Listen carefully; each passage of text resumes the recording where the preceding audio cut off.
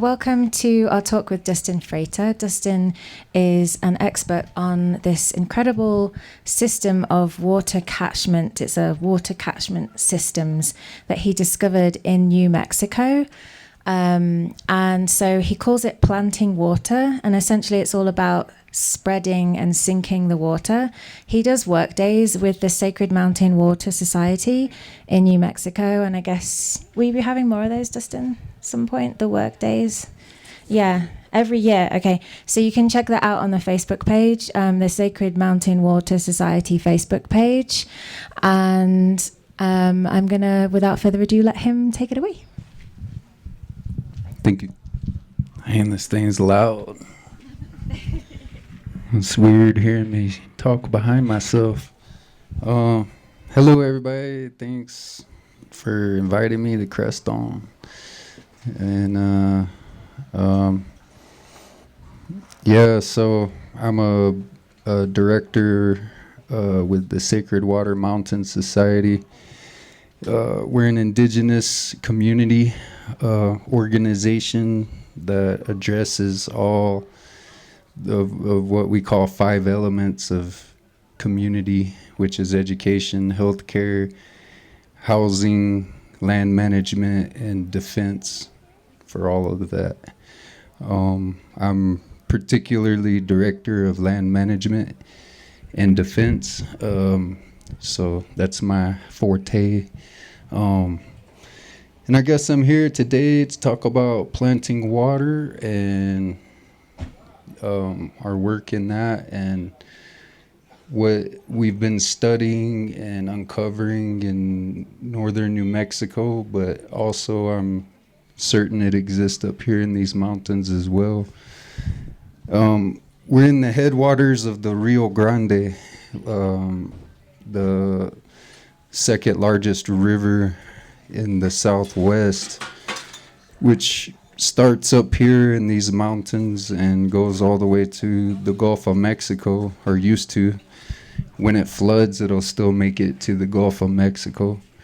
But the Rio Grande is a very important river, essential to the lives of everyone in the San Luis Valley and the Taos Valley, all the way down through Texas. And we're all facing a situation of desertification, streams drying up, acequias running out of water, and it's a compounding issue that our work is addressing. Right now, there's a big awareness around the world of harvesting runoff water and putting that back into the ground to recharge groundwater systems. And this knowledge is coming out of India, it's coming out of Asia, South America, different places. And it's really good. But we've found out that here in these mountains amongst this valley, the Taos Valley and the San Luis Valley is the same valley. The Sangre de Cristo Mountains and the San Juan Mountains to the west. These mountains are what give life to the Rio Grande. They all start in the mountains. And it's the snow melt and the rainfall that, creates that. But also there's these massive, intricate, mastermind planting water systems is what I call them. And these things are everywhere. And they're catching millions and millions of gallons of water annually, runoff water, and putting it into the ground. And we've been able to find multiple systems that are still functioning and providing a lot to our groundwater and stream systems. And we found a lot of systems that are decimated, that are no longer functioning. So we've been studying these places for the past 10 years and learning about them, researching their complexity and extent. And just this past month, we finally got LiDAR data. For anyone who understands what LiDAR is, it's a laser mapping used to reveal the shape of the land and things, man-made structures, things that could be buried under sediment. And so now we have LiDAR scans of at least 10 full systems of these ancient planting water systems, and that's a really big step in our future work. It's taken a lot of years to get this point, and so we now have that. Now we're just working on dating these structures to, because sadly, still in this country, a lot of people don't want to give indigenous people credit for being master engineers of, anything. They want to treat indigenous people as being simple and stupid and backwards, So, there's people that'll give credit to the aliens, they'll give credit to Vikings before they'll give credit to our people. So we're trying to collect solid data to defeat these ridiculous arguments, and be able to present what we're finding to the people. And these aren't just collection systems, aren't collecting runoff water and sinking it in, but we're finding that there's within these systems they're moving water back up the watershed and cycling it through the mountains, maximizing what is being captured and put into the mountain. And so the stuff that I see coming out of India and the stuff I see coming from other parts of the world about this same type of knowledge, that's a big component missing, is this how to circulate water in the mountain and really, maximize the work and the effort to full capacity to supercharge groundwater very effectively, very quickly. And so without full groundwater, there is no surface waters. There's no, if you follow a river to the top where it begins, it comes out of the ground. That's where a river begins. It begins in the ground. And whether that be way up high or down low, it comes from the ground being full of water, and therefore that it pushes the water up out of the ground.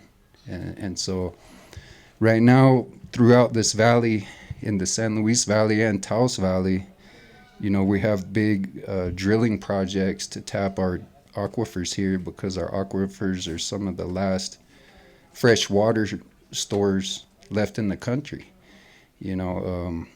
We have 25% of all the water in the Southwest, in the San Luis Valley and Taos Valley.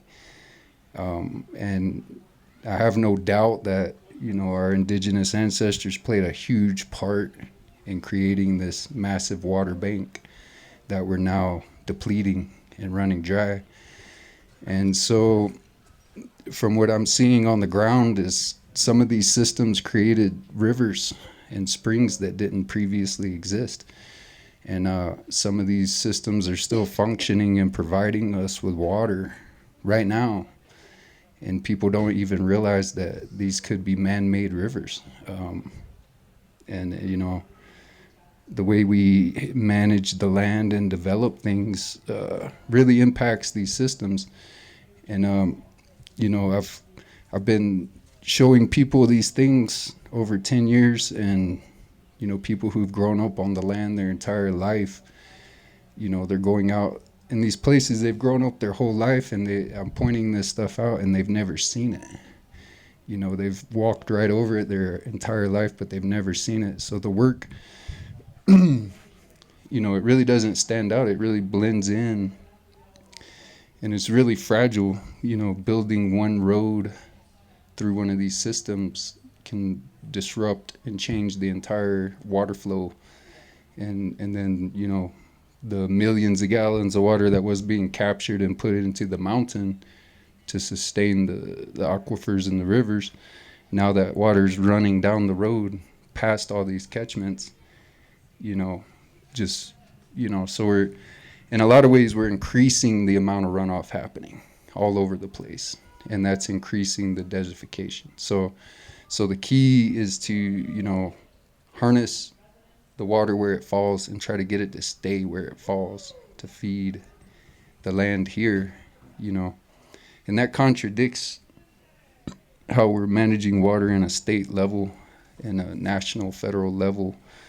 They want the runoff because they think that's more water, you know. So, you know, that's why they haven't allowed the beavers to do what the beavers do, you know, and they're starting to learn.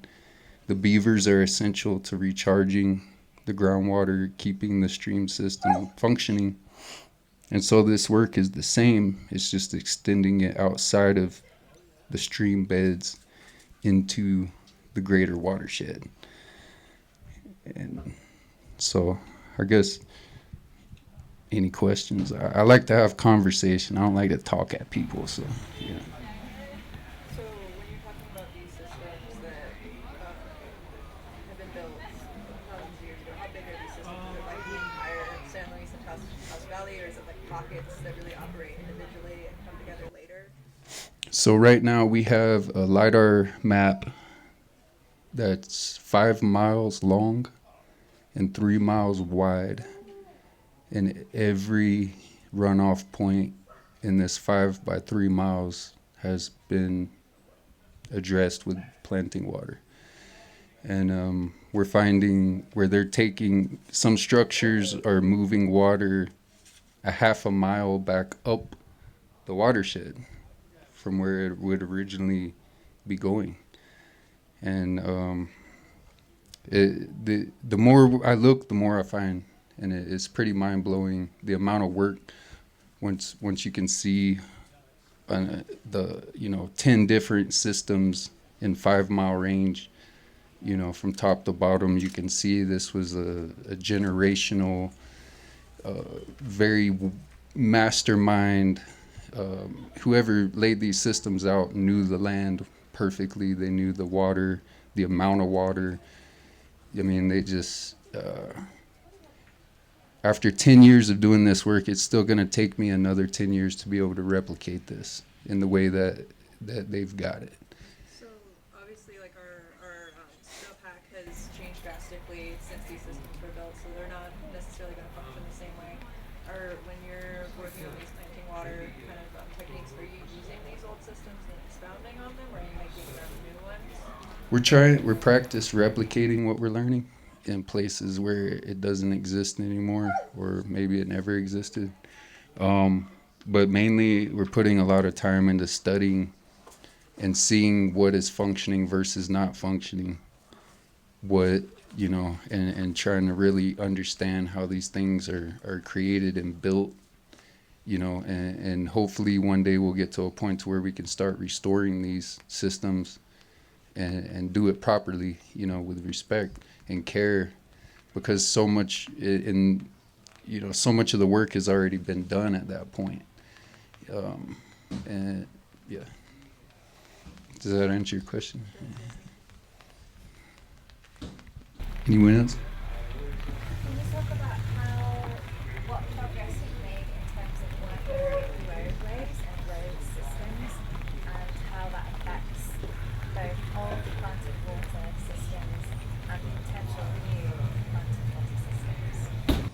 Yeah, so right now how we have it, most of the times we'll have these diversion points where we shoot water off the road.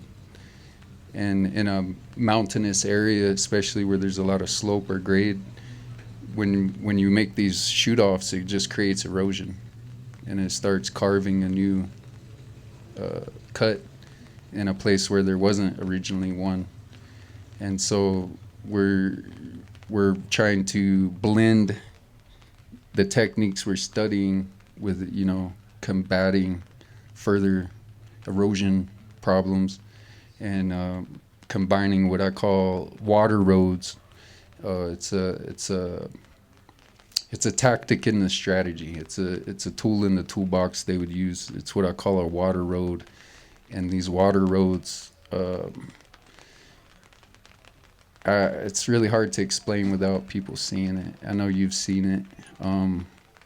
Some people here present have seen it. I see some familiar friends and faces here. But yeah, so I mean, there's a lot of ways we can work with the road runoff, and we could utilize that and You know, instead of it creating more problems, we can utilize that road runoff water to hydrate the land, you know, and then there's a number of tactics you can use to prevent water from going into the road on the first place. You know, and just also about how we build roads or build driveways. Like a lot of times I'll see roads or driveways going right up the bottom of a ravine where the water would flow.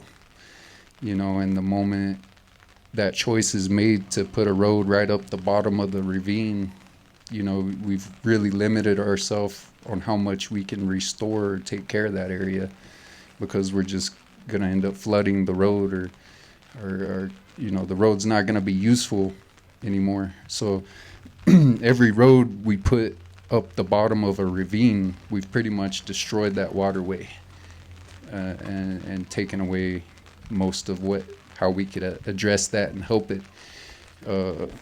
And never build your house in a low spot either. Don't build anything where the water's flowing. You know, as a way we can start to address. I mean, because there's so many areas we would like to go and do our work and help people, but when I get there and look at the land, I'm like, well, if we restore this area, your house is going to be underwater, you know? And it's like, at that point, we have to make a choice. What's more important? You know, and I think considering that as we do things in the future is going to help, you know, instead of just saying, oh, I want to be right on the water. I want the water right in my porch.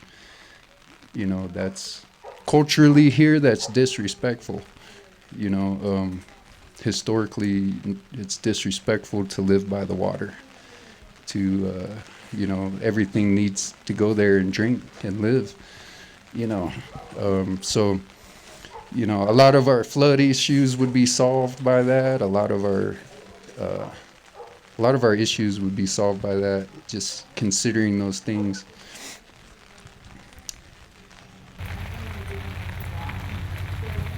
I wanted to plant water on a property that I wanted to help replenish the groundwater. What are some things that I can do? Be aware. Pay attention.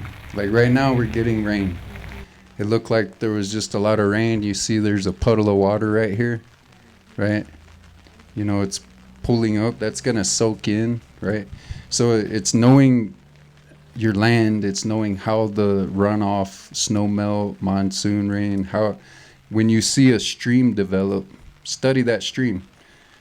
Go walk it, you know, even if you get wet, you know, walk around and look and see where it's starting.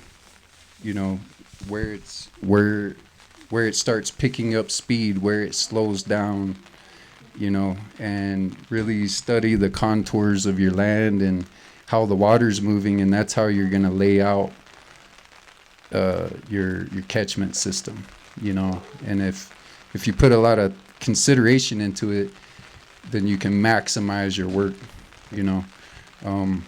If you just go out there and just start digging holes, you might hit and miss. Some of them might fill up, some of them might not. Some of them might get too much water and burst, you know, and waste your time, put someone downhill in danger. So there's a lot of consideration that goes into it, but it's like in studying these ancient systems, what we're finding is everything is perfectly tailored to the land and the amount of water moving on that land. You know, there's no cookie cutter pattern. It's all a unique fingerprint to each watershed.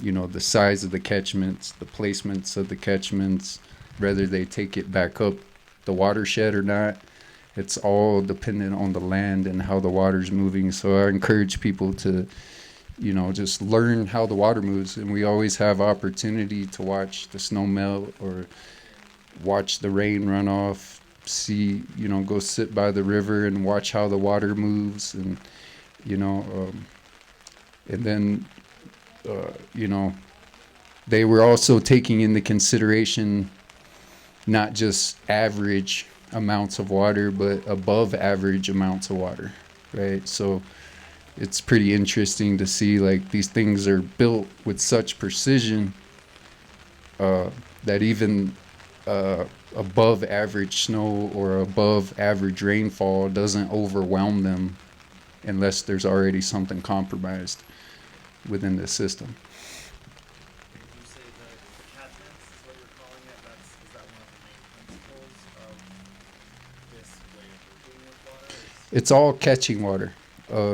Whether it's like a pond type catchment, whether it's a swell, whether it's a ditch. We're seeing structures that are like, they're not technically a terrace, they're not a ditch. So I'm calling them water ladders because they're like these ditches that have humps that are like rungs of a ladder, right? And as it catches all the runoff off of one of these things stretches like 500 yards, and it's catching 500 yards of runoff off a slope, and as it's being caught, once it fills up to overflow capacity, it slowly works its way around these rungs, and it's moving back up the watershed at the same time.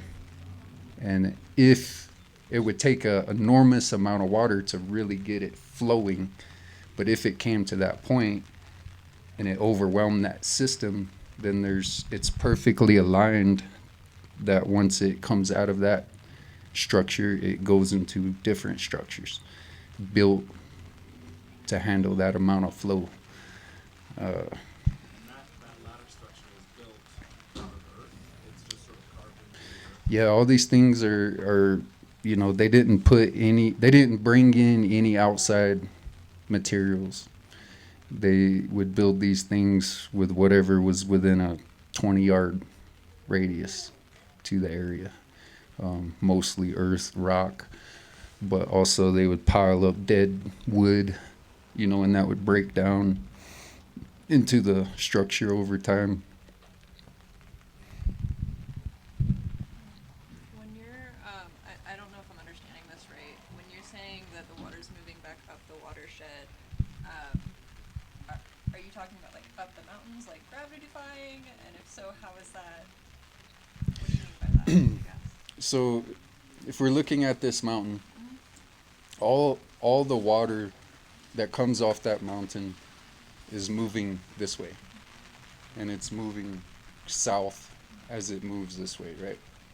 So we would say that's down the watershed, right?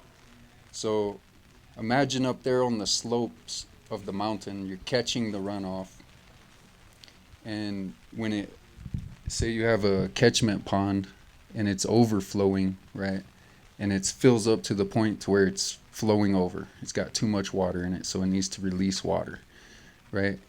Instead of that water just running down like a step to the next catchment, which is what a lot of people are becoming aware of, having a catchment pour into another catchment, right? Instead of it going down, it takes it back along the mountain up the watershed. Like through like earthen like curves, like building it up, or like soaking through the groundwater? I'm trying to envision it. There's structures that take it Okay. up. And it's a diversity. It's not just one way of doing things. There's these water roads, there's these water ladders, there's different structures. Yeah. I think I've seen one of those and it wasn't flowing, was it? It didn't have water in it, but basically it's just like the overflow. Once it gets full, it's charged, and then the overflow takes the water like back up to the next one because it's charged and because it's full. Is that right, Dustin? Like, It's really simple. It's just kind of hard to explain, is it? Yeah, it's. You explained about this earlier that if a acequia starts in the watershed and climbs out of the watershed, it's going downhill the water, taking the water out of the watershed into that area. So this is the reverse. It's taking it off the shoulder of the mountain and the ridge, and it's putting it back into the watershed. It's going downhill, but less Yeah. is going downhill. So yeah, it's using the land, and technically the water is moving down, so it'll flow, but it's going down up the watershed, if that makes sense. So so normally all the water would just be coming this way, you know. Not even. It's taking water from down the watershed and then taking millions of gallons back up to be recycled into more catchments. Do you know if there's like a specific way that I can research that? Or like a specific way that I can more information about that? Because I'm just, a stream flows one way, right? So that's what's in my head. Yeah. So I'm trying to figure out how you can direct it back up against gravity. It's kind of what I'm trying to figure out. Is there like a specific terminology for it, or no? Not really. Like I said, you're going downhill, but up the watershed. So I guess when we say up and down, people, like, I'm trying to explain, it's just the movement of water, and so Oh, it's so you're talking about directional. Like, so you're saying that's up, basically. I don't know. What's up and down? The water's being diverted from like some runoff that's not necessarily part of the mainstream, and it's being diverted to perhaps the mainstream, which is farther up the watershed, or in that. The only thing I can come close to give it similarity is like around Taos, there's a couple of acequia ditches, for people who know what those are. And these acequia ditches, ultimately, they take water off the river. And they go outside the stream system, but they're going downhill because that's how the water keeps flowing, right? But in some places in Taos, it looks like an optical illusion. It looks like the water's going up the mountain, but it's technically going downhill. So it's just an optical illusion. But the people who built the acequias had a really good understanding of the land and how the water moved, to where they were able to, keep the water from going way down here and keep it up high and wrap it around a mountain and empty it out on the other side of the mountain. Right? It's like that, but reverse engineered. This is like completely opposite of the acequias, because you're not utilizing stream water for these systems. It's completely fueled off of runoff water, and it's actually taking water back up the watershed, whereas acequias, it's just an illusion with the acequia. But this is not an illusion, it's actually happening. Like Do you have any images of this available to us? we have new LiDAR data, and from this LiDAR data, you can see. It's best if you have both a ground vision with this data. Without the ground vision, but when you have both the ground vision and the data, you can see, it's very impressive how far some of these systems are moving water back up the watershed, which is keeping millions at minimum, millions of gallons of water in the mountain, and instead of running down out of the region. You could have pneumatic tubes that with the right, so like you could have a water level down here, but if it's a tube, you could actually push the water up. There is some evidence of that type of hydrology engineering in certain spots too. It's different than what I'm saying, but I know what you're saying, and I have seen evidence that there is certain spots. Yeah, I mean, but all of this is all earth. It's, there's no pipes or anything, but there are points to where, water pressure can build and push water up the side of a slope that it normally wouldn't travel up without water pressure behind it, right? But they were just really in tune to the shapes of the land and just seeing, okay, the water's going this way, but there's an opportunity to keep taking the water along this ridge instead of it going this way, and they would take the water along the ridge, and that ridge would be going back up the watershed to ultimately a different runoff system, and it would be bringing all this water back up and tying it into a completely different system that normally it wouldn't be tied into.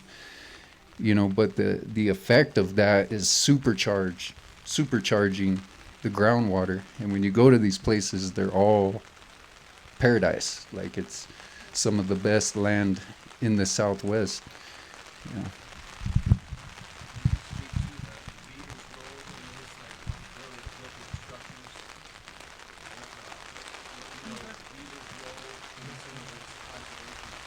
Yeah, the beavers are masters of dealing with the stream itself.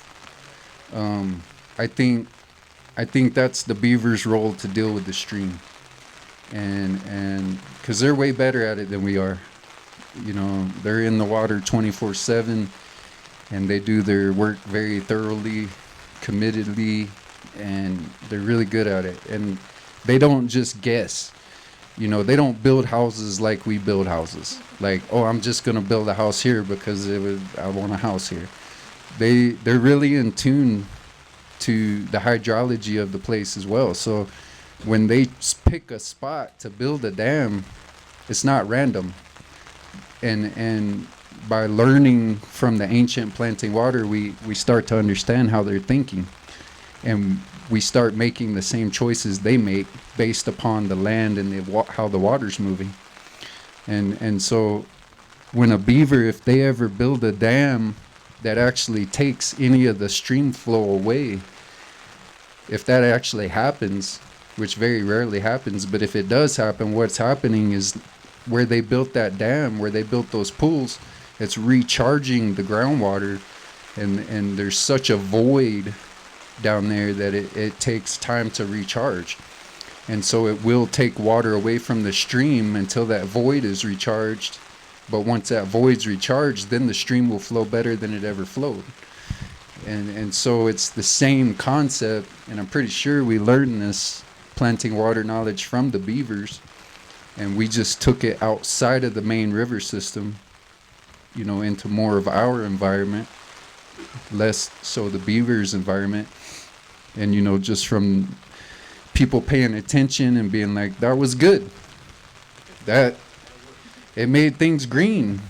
You know, it brought more animals. It brought more diversity. It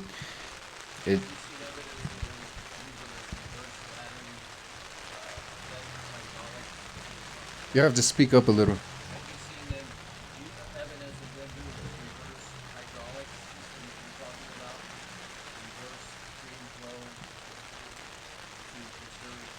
I'm having a hard time hearing you because the rain. So the beavers doing the reverse laddering system to bring water up? No.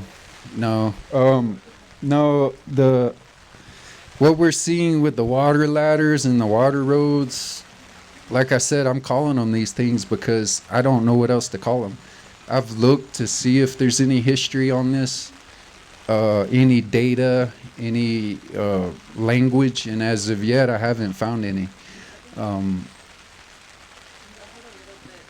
Hawaii has a structure like that they've just discovered that they're expanding on. It sounds like what you're talking about. Different environment, totally. Yeah, you know, I wouldn't doubt if at one time this was a worldwide practice. It was a way of humans, you know, I think it was a part of our original commitment as humans on this earth of how to take care of things, take care of ourselves, and give back, you know. So a lot of our water usage right now is in agriculture. That's taking a lot of water from our rivers. Do you see just planting water working with like agricultural setups, like the current lines? Because like those are all individual practically on, so that's where that can be a little hard. Is that something that is in the plans to work with different farmers?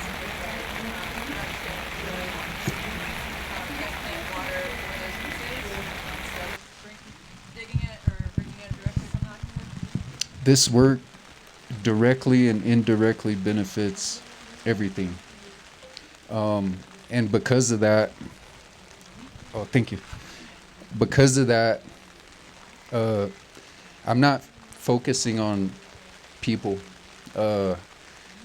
Personally, I think we've helped ourselves enough. I think we've taken way more than we need, and I think we need to give some attention back to the earth, realistically and naturally, and not be like, what am I getting out of it? Because if the earth's taken care of, we are. If she has her drink, we'll always have our drink. So I'm really against, come help my farm. No, this will help your farm, but it's going to help everything, not just your farm. And I value our natural food sources, our indigenous plants and animals way more than I value any domesticated crop. So that's where my personal focus is. And it doesn't mean we won't share this with people and help people, and people can't do this on their farm. But it's really the main work is starting up in the mountains is where the real work's going to begin. So in the mountains where I was doing California, they had burned all the forest down. And they think it's a good idea to rip out all the underbrush and rip out the forest. Well, I see compromise the soil. And then you don't have enough plants that are absorbing that water and they're using the water. And then it's just making the water kind of run off and Yeah, and we're dealing with the same thing here. We have forest management plans, which is slash and burn, rake up all the ground cover, burn it. And it's just creating more runoff. It's creating more drying out. It's traumatizing the forest, causing collective damage that's hard to heal from, makes them weaker to beetle kill. A dry mountain burns more regularly, more likely to burn. Yeah, so this work really addresses all our current issues. A wet mountain doesn't burn, and you can see that where these places are still functioning, where these things are still functioning. You can see where there's been fire, and it's not even noticeable because everything rebounded so well. And flood control. It addresses all of it, and so that's why we're working with urgency at the same time, because right now what we're seeing in real time, just this past week, more ancient planting water systems got destroyed because of fire mitigation forest projects. So they go and cut a new road, cut a new fire break right through ancient catchments, which are keeping everything hydrated, keeping everything in balance, and they destroy them to do fire mitigation, and they don't even realize that what they're doing, and the mountain just dries out more and more and more. The stream dries out more and more and more. People don't get water for irrigation more and more, and so it's a compound effect, and we can kill all those birds with one stone. What is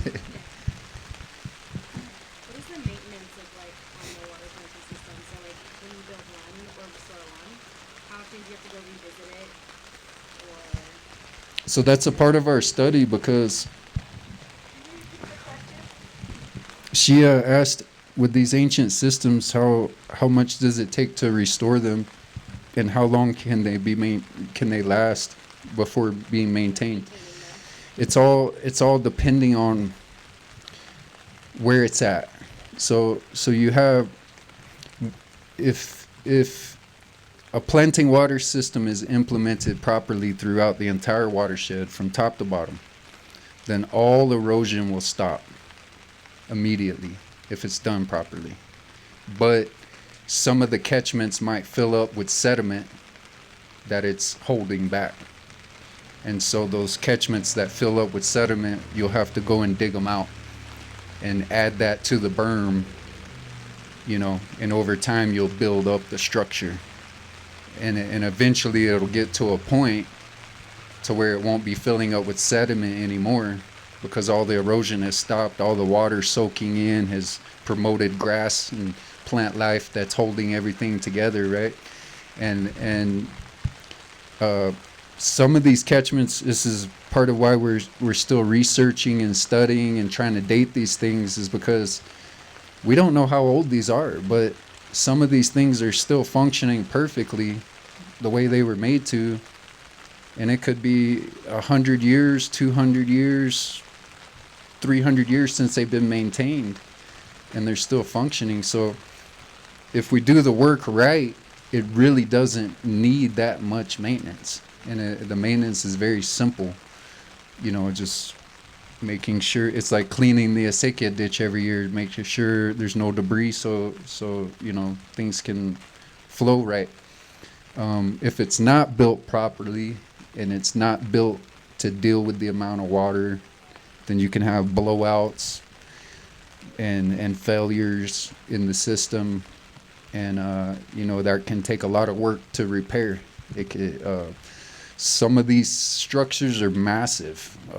We've found catchment systems that are 60-yard structures, 60 yards, and like 10 yards wide, and they have holes dug through them, obviously from heavy equipment that's dug through it to release the water, and they're no longer functioning because there's this big hole dug in the middle of it. And to repair that hole, it can take a lot of work on a structure that big. It could take us a week to fill that and repair that hole. And on smaller structures, we can repair them in a couple hours. There's some things we've been able to repair in a short amount of time, and it's functioning great again. And there's some things that are going to take years to address all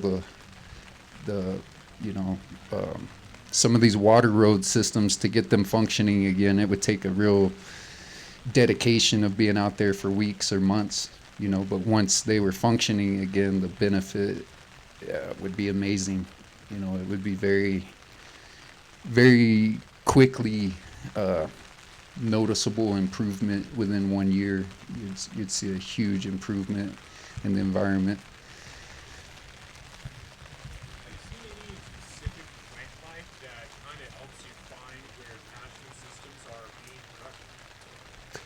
Yeah, so from what I've observed is that,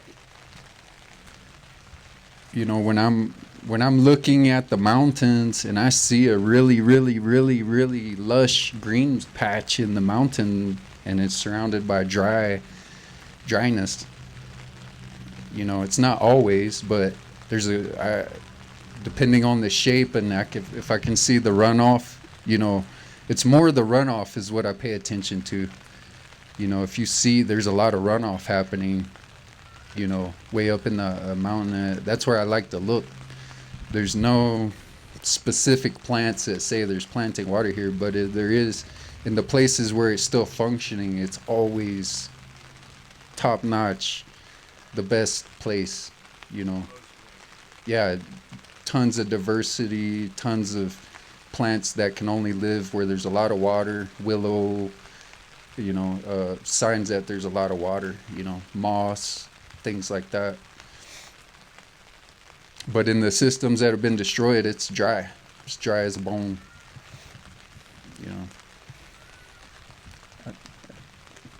Yeah, we heard a cool story yesterday from Peter May saying that one of the students in the charter school here did a whole analysis of the beavers' effects on slowing water and catchments, and then brought it to Colorado state government, and the state actually changed their whole beaver management policy as a result of a Crestone Charter School student. So I loved hearing that, but I'm just wondering if you've heard of changing, or what are better policies that allow I mean, do we really need a policy to allow things to live? I mean,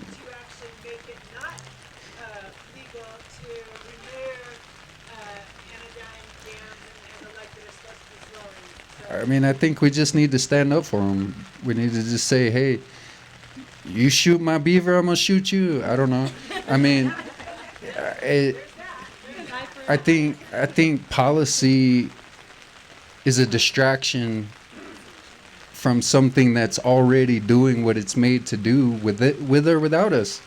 You know, we don't need a policy for it to rain. It's raining. We don't need a policy for the beaver. We just need to let the beaver do what the beaver do, and not try to control them and manage them. They don't, you know. It is illegal to kill beaver now, though, and Yeah. so that's one of the things we say that it used to not be illegal, so it is illegal. And I think part of the thing is that people are catching on that beaver are essential and that they're nature's engineer, and they're finally getting that. But before they were like, let's kill them, and there was a culture. It was a culture, so we're changing the culture around beaver to just allow nature to do its thing. But there is some policy that they brought in around dams. It's SB 270 2 years ago that they brought in, and it is illegal, and it's about education. So if everybody here, you know, we all know lots of people, and if you ever hear of anyone going to kill a beaver, the first thing you say is, well, it's illegal, first of all, and second of all, you can get it tracked and relocated, and you can move it. So if you have to, or you know, but so that's what we say. Just to add on to that. Yeah, thank you. I'm not a political person. As soon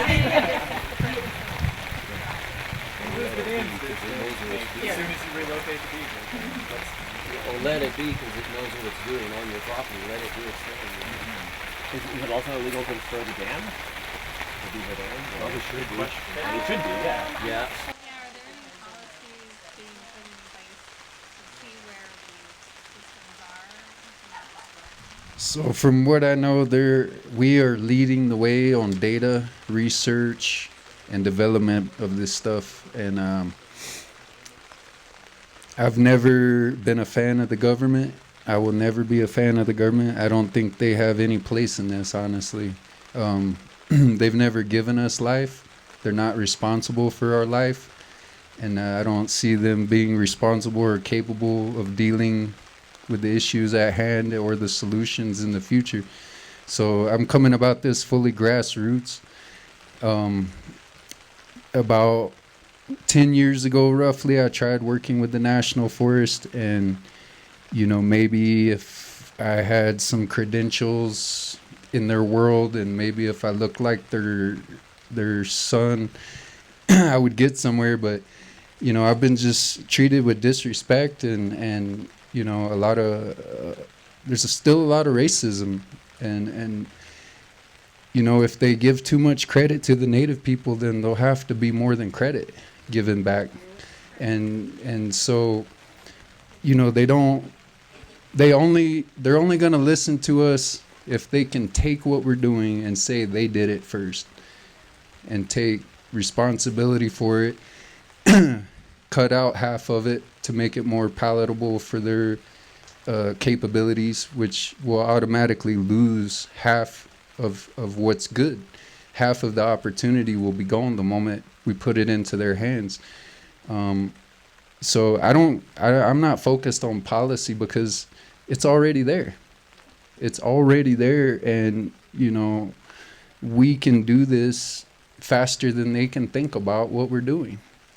You know, by the time they figure out what we're doing, we can have it done, and it's solved. We don't need them anymore. That's possible, and that's why we want to educate the people, because you're the ones buying the land. You know. California and Sacramento, they built all these homes on the floodlands where there used to be farms. And the minute they started doing that, we're like, well, what are they doing? Those houses are going to get flooded every year. And every year, the houses in Roseville get flooded. It's like, well, Yep. you go on a floodplain, you should be going across right there. And now they're going across where it doesn't flood, and then they're having to divert water there. It just messed up the whole water system.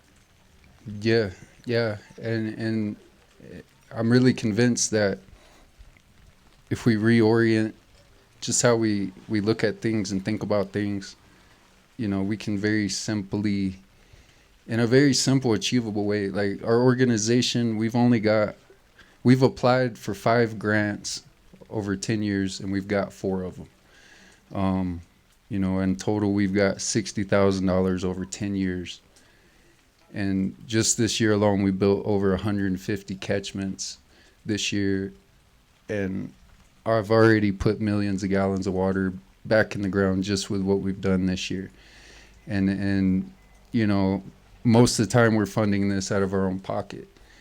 But the reason we keep doing it that way is to show people how achievable it is. We don't need millions and millions of dollars. We don't need all this extra, you know, literally, you know, if you know what you're doing, if you know anything about the land and the water, you can get out there and start making an impact. You know what I'm saying? And if people put a little bit of dedication to learning, you know, to maximize the work and make it more effective, you know, just organically in community, we can achieve so much. And you know, the more work we achieve, the more people go and see a noticeable difference. Just this year, out of the 150 catchments we built in dry, very dry, empty, lack of diversity land that's just fully eroded, and you know, you can go right to those spots right now and it's full of wild spinach, thick flowers and all sorts of things just in one season, you know. And so everyone wants greener land. Everyone wants healthier land, more water. And so when people see how achievable it is, then it's contagious. It's encouraging, because we're all stuck at this doorstep right now to where the majority of people are looking for the government to do something, and they never do. And I think it's time that we stop expecting them to do something that they're not gonna do. And it's just, we can do it. So are you doing it on private lands? Like Yeah. I live in southwest New Mexico, outside the Gila. So the Gila's all federal land. Mhm. In the valley, I'm in the Embers Valley. It's all agriculture, privately owned land. So are you guys going into like privately owned lands and they've asked you in, or you just going to the Gila and start? Yeah, so we have private landowners who allow us to do this work on their land. It's where a lot of our grant funding goes, to pay people And to. the neighbors see that there's land's greener, and so okay, cool. Yeah, but also it's strategic within the watershed where I live, near the Rio Grande, in the lower Taos Valley. There's a dried up river there, and so we have this whole dried up river system as a project area. And based on our indigenous rights, we're asserting our right to maintain our ancestral land outside of the reservations, in the national forest, public lands. So we're doing this work all over. Because it's like, I can't just go into the Gila and start digging catchments. Yeah, and I don't think it's good to do that. And so that's one thing. People who come to work with us, we spend a lot of time just studying and learning before we ever do any work, you know, to really make sure we're not messing anything up, you know, or encouraging people just to go out there and just start digging anywhere. You know, we really want people to do this in a good way. And people who come to work with us are protected under our rights. So that's a part of our organization. We have non-natives who do work with us really closely. And if we're out in the national forest, they're protected under our rights in that situation. But it's good to work with an indigenous organization or community in that way. Unless, like Peter and some people in this area have had some success at working with the HOAs or, you know, the National Forest Service, stuff like that, you know.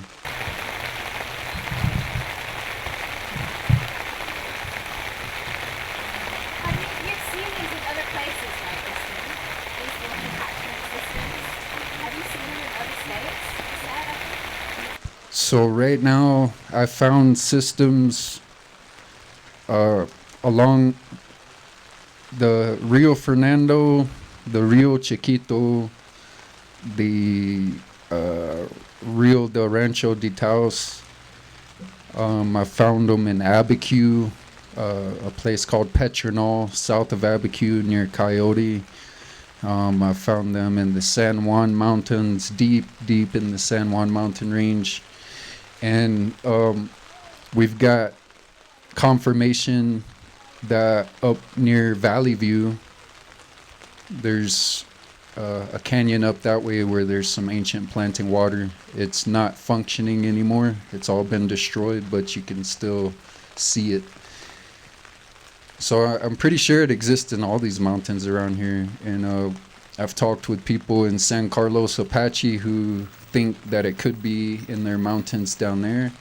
I've talked with people from Navajo Nation in different places who think it could be there. There's been people in Bears Ears National Monument who work to protect that place, who want me to come look out there because they think it's there too. And I really went in doubt if it's really far widespread.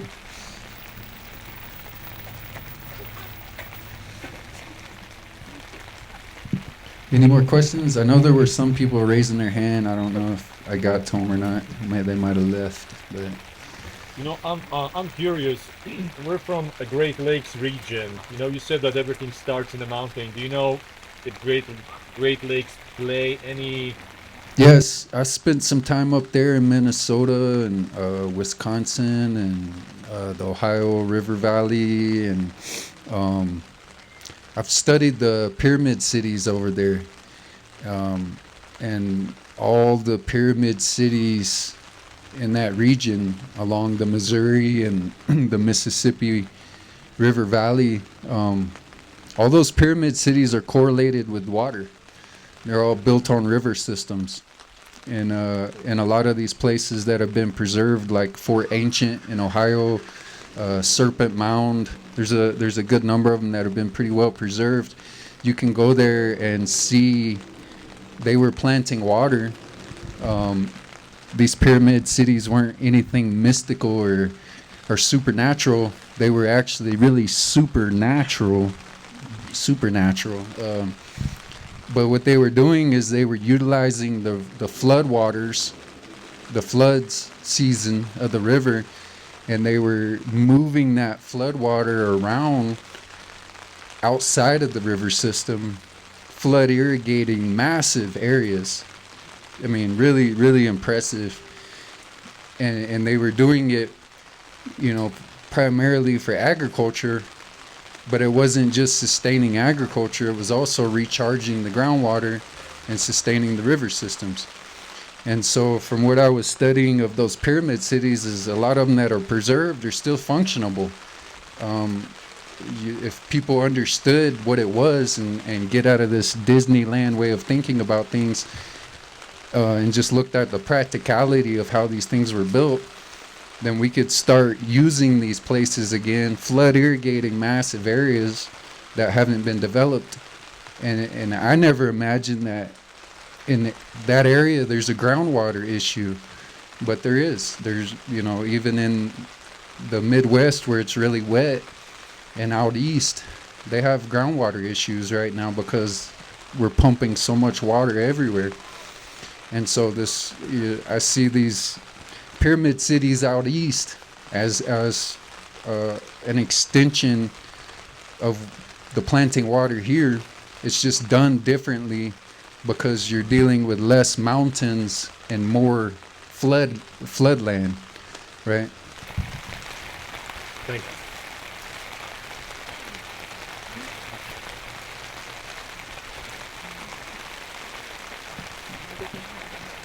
Anything else? I don't know what time it is. How long do I talk? 1 more minute? Thank you guys. And if anybody wants to learn more, I'll be here for the next 2 days. I'll be speaking again Thursday, but tomorrow I'm not doing anything, so I'm just opening up tomorrow to network and meet with people. We're looking at, trying to find a lichenologist, some botanists, some people of different specialties that can maybe help us date some of these structures. hydrologist. We're looking to work with a hydrologist. So if you have any special skills or you're just interested in learning more, feel free to talk with me afterwards or over the next couple of days. Yeah, thank you guys.